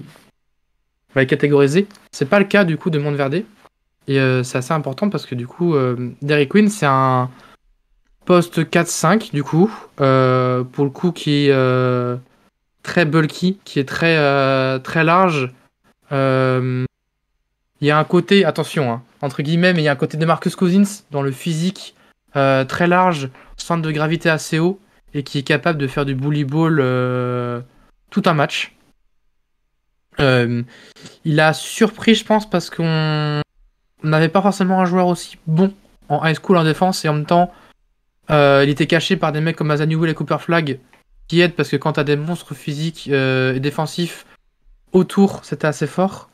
Et là, du coup, c'est intéressant de le voir un peu galérer dans une équipe de Maryland, qui est peut-être pas forcément la meilleure fac annoncée sur le papier, mais qui a pas mal de bons petits joueurs, beaucoup de seniors en fait. Et lui, il est un peu le freshman qui arrive, donc c'est intéressant de le voir là-dedans. Et de le voir aussi, du coup, un peu plus galérer et être ciblé. Donc il y a du très bon, il y a des très bonnes mains. Par contre, il y a des problèmes de rapidité latérale. Il ne sait pas forcément reculer quand il se défend parfois. Parce il est peu mobile en fait. Enfin, comme il est assez lourd, par essence, il est peu mobile et en même temps, il est pas non plus si peu mobile. C'est-à-dire que c'est pas non plus un Zakidi, un joueur qui est hyper lourd non plus. Et en attaque, enfin, du coup, pardon, la protection de cercle n'est pas top, voire je dirais mauvaise pour un poste 5 du coup, si tu compares. Par contre, la puissance au rebond est là parce qu'il prend tellement de place dans la raquette qu'en NCA, c'est tellement viable, même sans avoir des fondamentaux exceptionnels. Et en attaque, c'est un joueur qui est réputé pour être un joueur au poste. Mais faut que j'aille faire un tour sur Nerdy, mais à une époque, en fait, il avait que 1,5 possessions au poste par match. Et c'est parce qu'il a ce profil en fait d'intérieur, effectivement, qui peut jouer dos au panier, mais pas forcément au poste. C'est-à-dire que c'est un joueur qui va être très bon sur des DHO. Donc pour le coup, tu parlais des bigs modernes, là-dessus, il rentre parfaitement dans ce moule-là de un petit peu hub offensif. Il a un passing qui est, je pense, assez bon, voire au-dessus de la moyenne pour un joueur de son poste. Et il a un handle qui est assez intéressant parce que son shoot est encore assez streaky, mais ça lui permet d'emmener des match-ups au large. Et ça, c'est intéressant. Et comme en attaque, il a un bully ball assez impressionnant avec un footwork qui est plutôt bon. Si tu mets ça avec le Q-basket qu'il a engendré à Monteverdi, plus le côté il y a du handle, t'as effectivement les compas avec les Marcus Cousins sont là. Bon, les Marcus Cousins sont pas quand même d'un joueur faut se mouiller à nuque, comme on va dire. Mais un joueur un peu atypique. Sur le shoot, je trouve que les pourcentages sont pas là pour lui rendre service. Pourtant, la forme est bien. Il pourra un peu augmenter au lancer. J'ai pas ses stats au lancer exact. Mais il y a un toucher. Il part pas non plus de nulle part. C'est pas un joueur encore négatif, je pense, au shoot. Et c'est un joueur qui est capable de dominer. Je pense que là, c'est un peu gonflé parce qu'en NCAA, on est encore face à des physiques qui sont pas prêts, qui sont pas finis. Et du coup, il peut faire des matchs où je pense que contre Purdue, il fait une première mi-temps en 17-10. Et tu dis, ah ouais, donc là, le joueur, c'est un peu comme Marvin Bagley à Duke. C'est-à-dire que tu vois un joueur qui est déjà physiquement prêt pour la NBA. Et du coup, ça fausse un peu les stats parce que il est juste plus large, plus grand. Et du coup, ça fausse ses stats parce qu'il n'a pas forcément peut-être les fondamentaux. Mais il va attraper tous ses rebonds par son physique. Cela dit, je trouve que c'est un joueur qui a quand même un super toucher, qui a un bon footwork, qui est capable de faire les bonnes passes quand il est dos au panier, capable de gérer un DHO. Il a encore peut-être un peu de mal sur la pose d'écran, mais avec son physique, j'ai aucun doute sur le fait qu'il pourrait poser des écrans. Et son plus gros problème, c'est que c'est un joueur de 2m10, et du coup qui évolue un petit peu comme un poste 5, et qui est trop petit, qui est pas assez un rim protecteur pour être un poste 5 en NBA. Toi, Paul, de ton côté, t'en penses quoi? Moi, j'avais vu notamment, j'avais l'impression qu'il était quand même pas mal responsabilisé sur des petits pick and pop où on le laissait jouer derrière. C'est-à-dire soit driver, soit shooter, soit enfoncer un peu. Je sais pas si c'était juste une impression que j'avais eue. Et toi, t'en penses quoi de ce joueur? Moi, je dois avouer que j'aime pas du tout ce joueur. Alors, je suis d'accord avec tout ce que tu as dit, j'espère. Il a des vrais... En fait, c'est un vrai bon basketteur. Quand tu le regardes jouer, tu te dis c'est un vrai bon basketteur. Le truc, c'est que c'est pas suffisant en fait en NBA d'être un bon basketteur, quoi. Tu vois, il y a des mecs qui jouent en Euroleague. Tu vois, genre, moi, il me fait un peu penser à Kenneth Lofton par moment. C'est des très bons basketteurs, mais en fait, pour moi, il n'a pas du tout le profil NBA d'Eric Queen. Mais franchement, il est cool à regarder jouer, hein. Il est cool à regarder jouer. Il a du toucher, du footwork, du passing et tout. Maintenant, moi, sur le shoot, je suis quand même beaucoup plus pessimiste que Jasper. J'y crois pas du tout. La défense, je la trouve vraiment cata. Il y a eu un match contre Nebraska où il se fait dépasser par un mec qui s'appelle Andrew Morgan. Enfin, c'est un no-name complet, quoi. Je trouve qu'il joue vraiment un match sur deux. Alors ouais, il y a des matchs où là, il y a eu, je pense que c'est peut-être son meilleur match de la saison. Il y a 3-4 matchs contre Illinois où il fait un super match au passing. Tu vois vraiment toutes les qualités de Derrick Queen. Et le match juste avant, donc c'était le match contre Nebraska où il est naze. Et là, il sort d'un match contre Wisconsin où il a 3 sur 14 au shoot. Donc c'est soit tout ou rien en fait avec Derrick Queen. Et moi, j'ai l'impression que ces profils-là, en fait, ça risque un peu de se casser la gueule en NBA. Alors, je peux comprendre, j'ai l'impression que Derrick Queen, c'est un peu le joueur où c'est soit tu le draftes assez haut, voire même très haut. Dans des mocks, je le vois top 5, top 6, et je me dis, bon, pourquoi pas tu fais un pari, parce que tu crois un peu au mental du mec, tu crois à son talent, et tu fais un pari pour beaucoup le responsabiliser dans une équipe qui tank, dans une équipe qui joue pas grand-chose, et tu le mets vraiment en confiance. Mais j'ai l'impression que s'il n'est pas pris dans une équipe dans le top 6, top 7, il peut vraiment beaucoup, beaucoup, beaucoup descendre, voire même être pris au début du second tour, quoi. Donc, j'ai beaucoup de mal avec ce profil. Il est très agréable à regarder jouer. Encore une fois, c'est un très bon basketteur. Mais je le vois pas vraiment avoir un avenir en NBA. Soit je me trompe complètement et il finit... c'est un des 5 meilleurs joueurs de la draft et il finit 3 fois All-Star. Et à ce moment-là, ce sera cool. Je pense que ça sera un joueur très cool à regarder. Soit honnêtement, je pense que dans 5-6 ans, il est même plus en NBA, quoi. Donc il y a un peu ce côté tout ou rien avec Derrick Queen. Et ouais, et puis tu vois, là j'ai regardé sur ses moyennes sur les 12 derniers matchs. Il est seulement à 52% de true shooting. Il y a plus de turnovers que de passes. Il a presque 3 turnovers pour seulement 2 passes D. Donc c'est des stats qui me dérangent un peu. Il a moins d'un bloc de moyenne par match. J'ai du mal à le voir dans un avenir en NBA. Maintenant, j'espère vraiment me tromper parce que c'est vrai que c'est un gars agréable à regarder jouer. Il a du ballon et tout, et c'est un bon basketteur, quoi. Face à ce descriptif si mélioratif de Paul, Jasper, c'est quoi le... Non, mais je comprends son point de vue. Ouais, et en mais fait, j'ai c'est l'impression quoi la que... qualité qui fait que tu as envie de parler de lui? Pourquoi tu te dis, lui, il peut faire quelque chose en NBA? Parce que le footwork, l'intelligence, enfin pas comme on pourrait dire ça, parce qu'en anglais ils disent le feel pour le game, mais en français c'est quoi? C'est le Q-basket, c'est le sens pour le jeu, ça se dit pas. Ouais, Mais si, il a ce ouais. côté vraiment sens pour le jeu, je trouve qui est intéressant par son passing, par son comme tu dis, effectivement, il est par des pick and pop, et parce que aussi il est capable de avec un ou deux dribbles d'aller se mettre dans la raquette et de faire un peu de bully ball. Après, effectivement, pour moi, le plus gros problème, c'est que peut-être que s'il doit réussir en NBA, c'est en étant un poste 4, et que du coup, il est peut-être pas assez mobile pour un poste 4, et en poste 5, il est peut-être pas assez protecteur de cercle. Et du coup, il y a une sorte d'anomalie, un petit peu, avec Derrick Queen, qu'on pourra retrouver un petit peu la dernière avec Darren Holmes, où on l'a vu très haut chez certains, très bas chez d'autres. Parce que ce manque de taille, ce manque de protection de cercle, des fois, peut faire un peu peur, et aussi ce côté, on est peut-être dans un basket où il n'y a plus trop de positions, mais quand même, est-ce qu'il n'est pas assez mobile pour être au large, pas assez bon dans la raquette pour être dans la raquette? Effectivement, ça peut poser problème. Et si tu crois pas au shoot, dans ce cas, c'est pas forcément non plus un poste 4. Donc il y a quelque chose de très intéressant dans son évaluation, parce que c'est un type de joueur qu'on ne retrouvait pas les saisons précédentes, je pense. Et on a une draft cette saison qui est hyper intéressante en termes de big, avec des profils dans tous les sens. On n'est plus comme tu disais, où avant il fallait chercher ce profil de Raymond Hunter à la Yves Missy qui était hyper précieux. Maintenant, je pense que justement, ce genre de. La NBA a évolué et on peut accepter d'avoir ce genre de joueur. Mais effectivement, à voir le contexte, parce que aujourd'hui, je l'imagine au Brooklyn Nets. Je me dis, je vais juste voir un joueur perdu sur le terrain et tous ces red flags vont être en plus pas magnifiés, mais vont être encore plus forts parce que peut-être que c'est un joueur qui a besoin d'un bon contexte pour évoluer. C'est si on devait faire une comparaison avec un joueur NBA ou un joueur qu'on a connu, j'ai l'impression que vous me décrivez un peu Jahlil Okafor là. Mais est-ce qu'il y a un nom qui vous vient ou pas?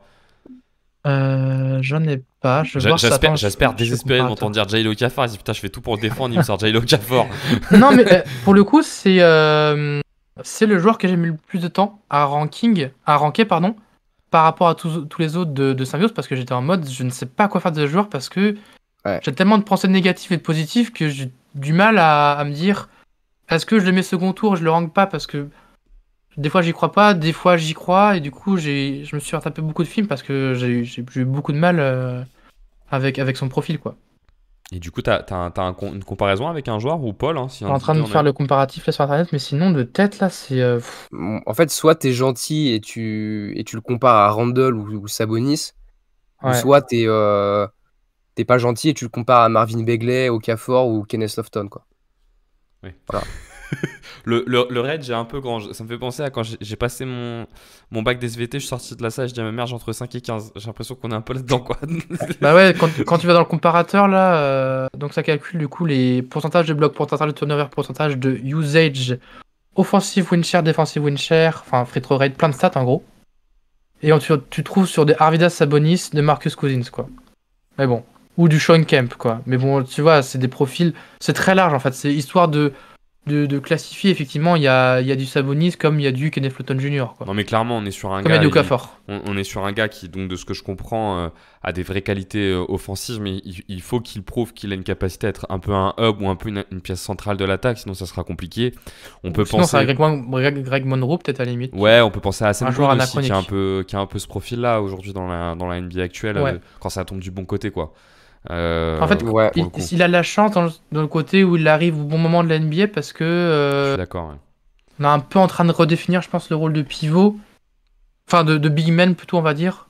Et du coup, je pense que ce côté un peu anomalie et joueur anachronique peut faire qu'il peut quand même évoluer dans une NBA si la franchise joue bien avec son côté un peu atypique, quoi. Ouais, ou si la franchise a déjà son Jonathan Isaac, ou son Jabari Smith, ou son Aaron Gordon, ce genre de truc, quoi. Ouais. Typiquement le Magic. Mais bon. Ok, et Paul, toi, je sais plus, dans ta dit une comparaison, je me rappelle plus. Non, je crois pas. Marvin Bagley, j'aime Ah bien. oui, Marvin Bagley, ouais. Ouais, qui a l'éternel l'éternel espoir Marvin Mais Bagley. non, mais je suis un peu méchant avec lui, mais je conseille aux gens d'aller le regarder parce que c'est vrai que c'est un vrai bon basketteur et il est très kiffant à regarder jouer. Il a un vrai profil de mec qui va avoir de l'impact dans du jeu où la raquette est pas libérée, donc plutôt dans du jeu FIBA, du jeu Euroleague, où pour le coup son côté skills va débloquer pas mal de choses. Ouais, ouais. Moi sur Ouais, le il peut peu que avoir une j'ai belle vu, carrière en Europe. Ouais. ouais, sur ce que j'ai vu, il y a une vraie capacité quand même à dribbler sur le pop à mi-distance, à jouer un peu au poste, effectivement. Ça ressemble pas mal à ce genre de profil-là, pour le coup. On se donne notre dernier nom, notre dernier intérieur, et c'est Paul qui va du coup vous le présenter. Alors le dernier à l'intérieur, c'est Asa Newell, qui joue à Georgia avec le numéro 14, je crois. Donc il est assez grand, je pense qu'il doit être un 6'11 ou un 6'10 peut-être. Enfin, Il c'est y a un du joueur 2 assez m grand. 10, 2 m 11, Ouais, en gros. on est dans ces eaux-là, quoi. Sur ses principales forces, Asa Newell, pour moi, c'est le jeu au poste. C'est un joueur qui a un vrai toucher main gauche au poste. Il a une vraie capacité à se repérer dans l'espace, que ce soit sur drive ou quand il est servi au poste. Donc on a un bon basketteur intérieur avec du toucher, quoi. Pour moi, il a déjà un physique NBA ready, ce qui fait qu'il pourra avoir un impact en défense en aide day one, quoi. Je trouve qu'il y a un potentiel de hub offensif parce il a du passing. Il a du passing, Ezenuel. Après, bon, on en reparlera dans ses faiblesses. Ce que j'aime bien, c'est qu'il finalement, c'est un joueur assez régulier. Dernièrement, il a fait un match un peu pourri, mais sur la plupart de la saison, en fait, c'est toujours. Alors, c'est jamais excellent, mais c'est toujours entre 10 et 20 points, quoi. Donc, c'est ça qui est intéressant avec Ezenuel.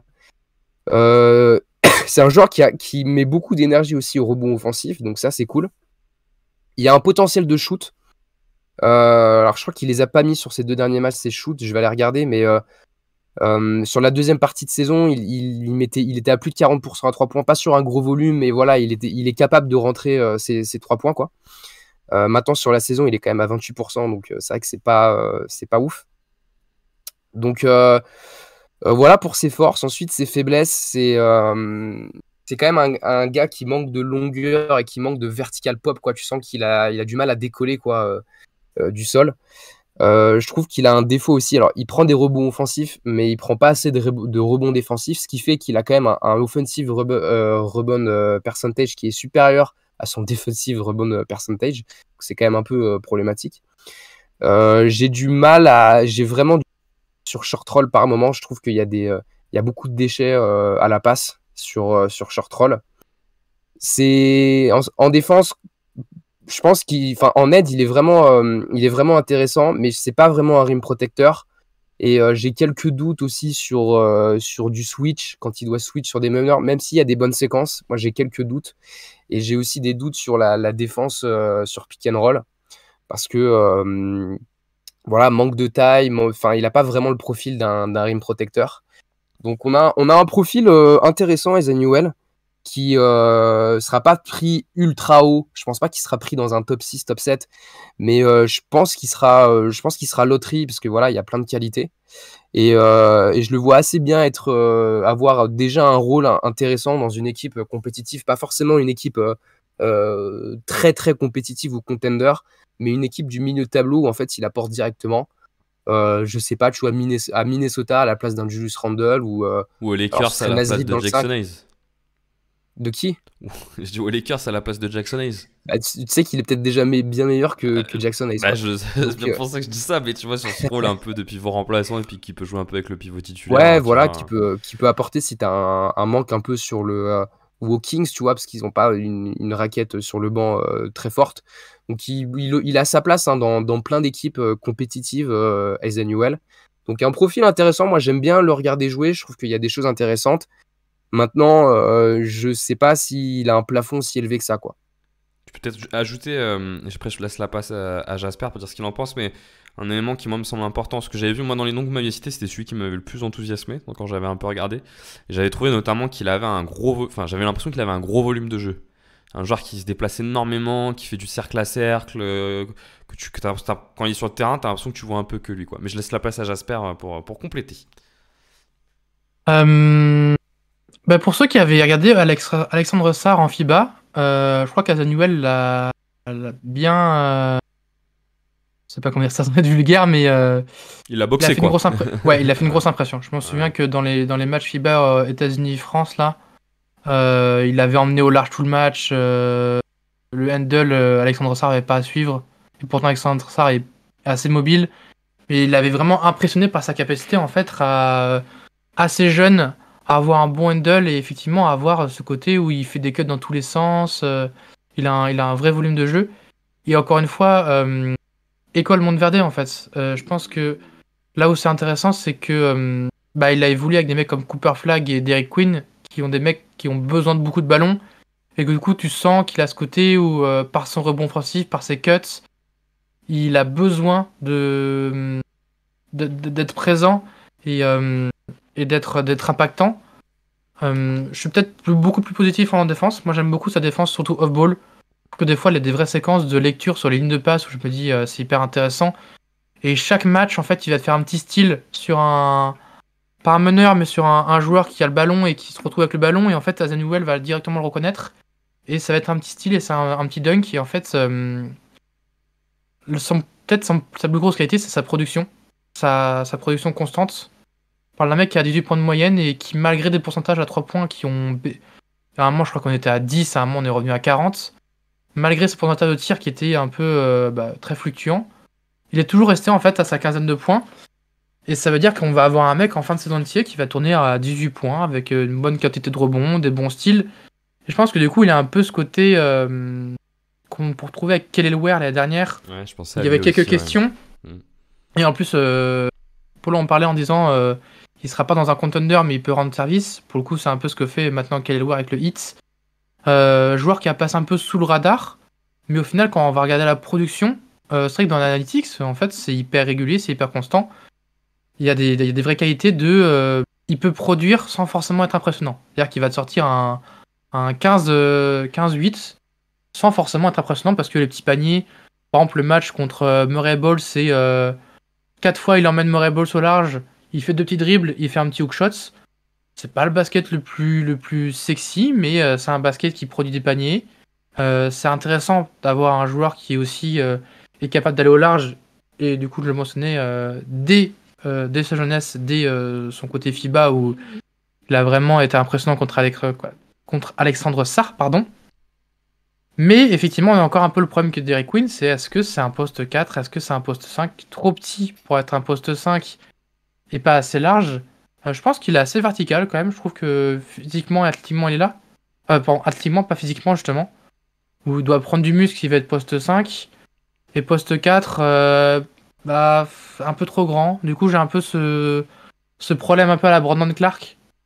De genre bien, mais pas non plus assez. Enfin, pas assez pour que tu puisses le mettre dans un starting 5 en playoff trop longtemps, quoi.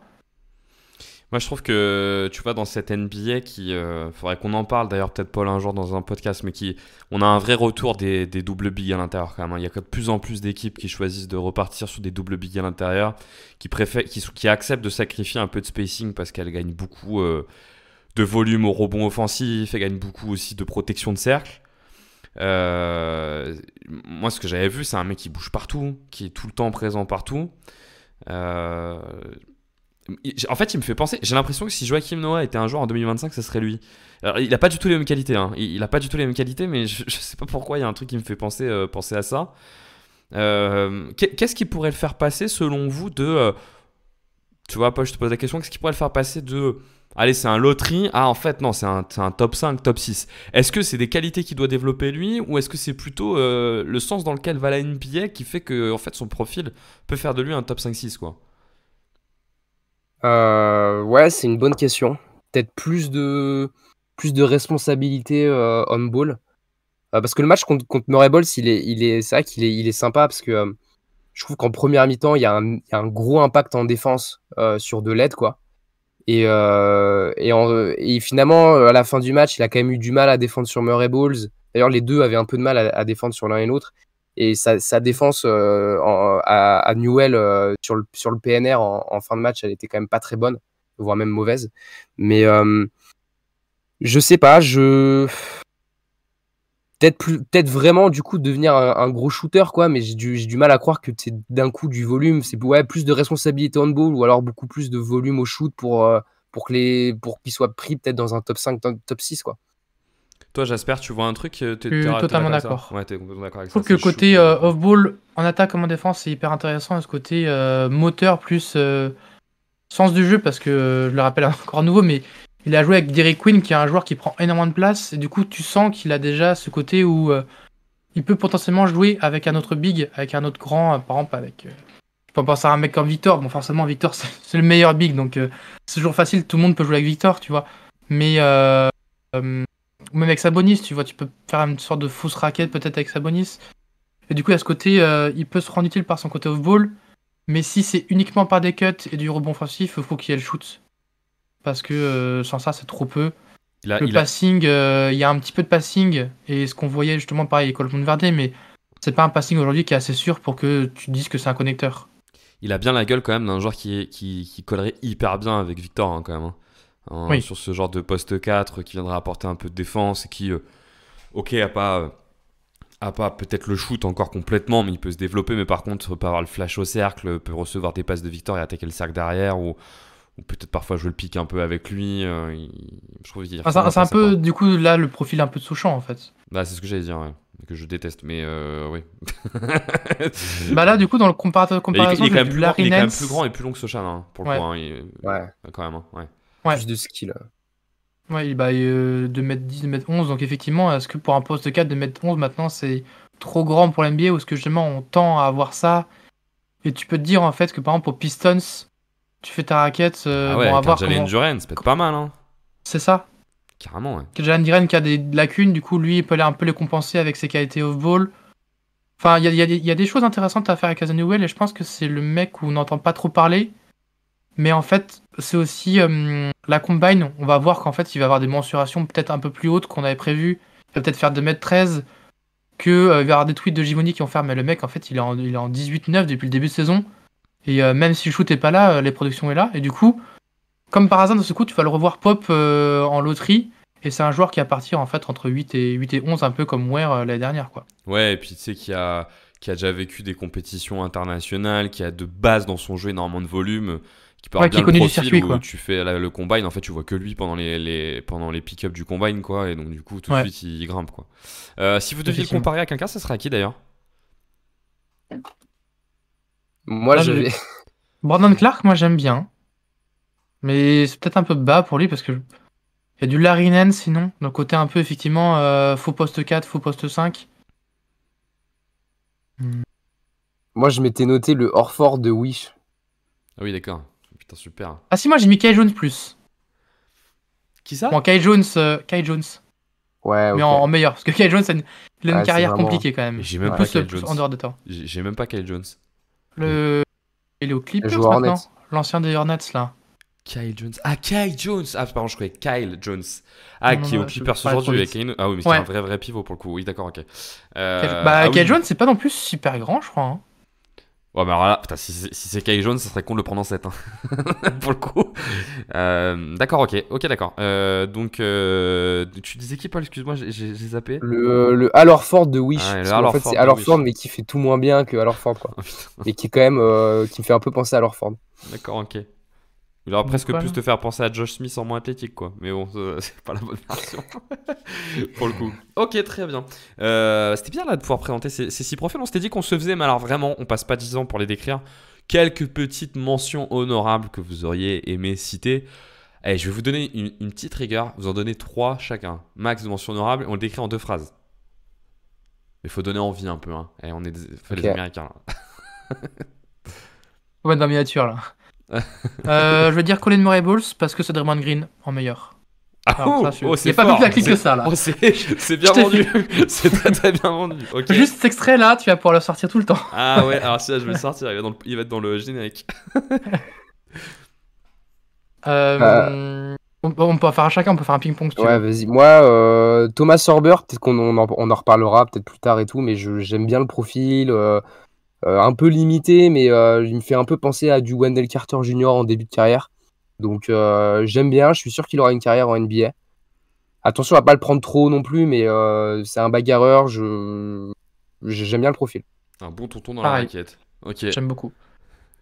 Ratchir Fleming, petite fac, grande envergure, 7'3" d'envergure, je crois, tout à 40%.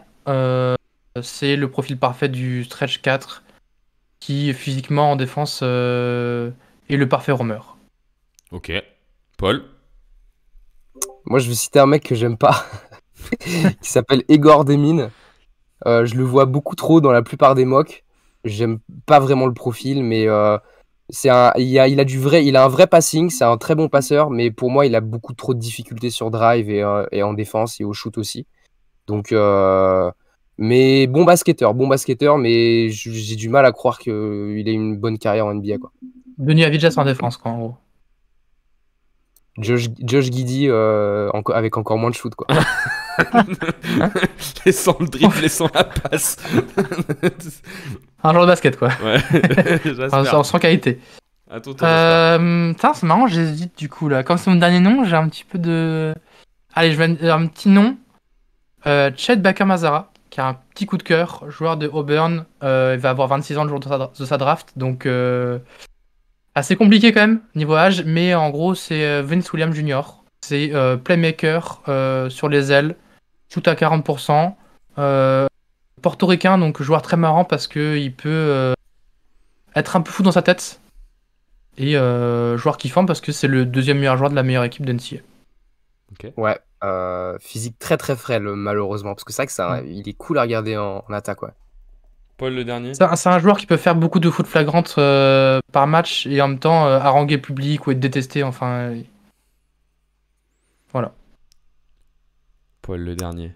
Le dernier, on va prendre un petit français, on va prendre Noah Essang, qui joue à Ulm, qui est un forward assez grand, qui a un vrai potentiel au scoring, quoi, parce qu'il va beaucoup sur la ligne des lancers, il a des très bonnes actions, que ce soit en défense ou sur drive. C'est encore un peu streaky au shoot, mais moi j'aime beaucoup. Je pense que si je fais une mock, je le prendrais assez haut. Bon, après, les Français qui sont pris plus haut que la moyenne à la draft, c'est vrai que c'est pas forcément successful derrière, mais j'aime beaucoup son profil. Nolan Traoré qui a chuté d'ailleurs dans les prédictions, qui fait une saison un peu compliquée. Qu'on reviendra peut-être à un moment donné, mais bon, on va pas aller dans le détail sur lui, mais qui présente quand même 2-3 difficultés. Bon, je crois que celui qui a gagné le nom le plus enthousiasmant là, sur les 6, c'est Jasper avec le premier. Là. Il s'appelle comment? Murray Balls. Colin Murray Balls. Ou Colin. Murray Balls. Il est trop kiffant à regarder. Ouais, ok. C'est un mec que tu peux le retrouver en 3 chez certains, tu vas le retrouver en 34 chez certains parce qu'il a un profil pour le coup. 34 Ah ouais, t'as vu des 34? J'ai vu même des 50. Il y en a qui disent que en fait, ouais, le profil est tellement bizarre que. Enfin. C'est. Je sais pas quoi dire avec ce joueur. Moi, j'adore le profil, mais c'est un profil qui est tellement atypique que. En fait, mon rêve ultime, c'est de le voir à Quemby. Parce que ça peut être le duo le plus fun de la ligue sur le papier, quoi. Mais peut-être qu'il aura pas ce qu'a Draymond Green. Draymond Green, il a compris que pour gagner, il fallait avoir le respect de son adversaire. Et que c'est ce qui permettait de gagner. C'est le secret, c'est ce qu'il n'y a pas à Karl Anthony Towns, c'est ce qu'il n'aurait peut-être pas Colin Murray Balls. J'ai toujours pas compris cette take. Pour le coup, c'est un joueur qui est très kiffant à regarder, Murray Balls. Ouais, vraiment, c'est. Mais qui est vraiment dans une case de. J'ai l'impression que moi j'ai jamais scouté ce genre de joueur parce qu'il il y a du Charles Barkley, il y a du Jokic, et en même temps, il y a du Kenneth Lawton Jr., quoi. Donc, on Ouais, est moi, sur une fourchette. je suis moins haut, je le vois plus comme le role player de la décennie, quoi. Mais du coup, pas vraiment une star, donc je le prendrais pas dans un top 6, quoi, tu vois. Mais ouais, il est trop kiffant à regarder jouer. Très Il y a Il des joue dans une flashs, équipe de peut-être pas merde. être le même Pour le joueur coup, s'il par avait été contre, pick top son 10. équipe est affreuse. Ouais, c'est un peu le problème, c'est qu'en attaque, c'est dégueulasse, South Carolina. Mais ouais, il y a des flashs, mais en défense, c'est n'importe quoi. C'est presque du jamais vu, quoi. C'est pour ça que je parlais de Draymond Green. Moi, ça me choque Ouais. de. Enfin, on va pas faire un podcast sur lui, mais C'est quand même con, les gars, de pas l'avoir pris dans les 6. Hein. Et d'avoir pris. on fera Derrick des épisodes, Queen, t'inquiète pas. Bon, en tout cas, vous avez l'habitude, vous l'avez vu l'année dernière, on essaie de pas vous parler qu'une seule fois de draft dans l'année. Donc on vous en reparlera. On va discuter avec Jasper, mais je pense qu'on n'est pas à l'abri de vous faire un podcast peut-être un peu long sous Cooper Flag, qui Dixit Paul est le prospect du siècle. Donc voilà. En tout cas, merci Jasper d'avoir été là. Vous pouvez Avec évidemment plaisir. retrouver Jasper sur Symbiose et sur Twitter. Vous pouvez aussi nous retrouver un peu partout d'ailleurs. Et n'hésitez pas à rejoindre le Discord de QBasket qu'on essaye de développer pour renforcer un peu les interactions avec vous et qu'on ait des échanges cool. Mais en tout cas, restez connectés. On trouvera rapidement de quoi parler. À plus.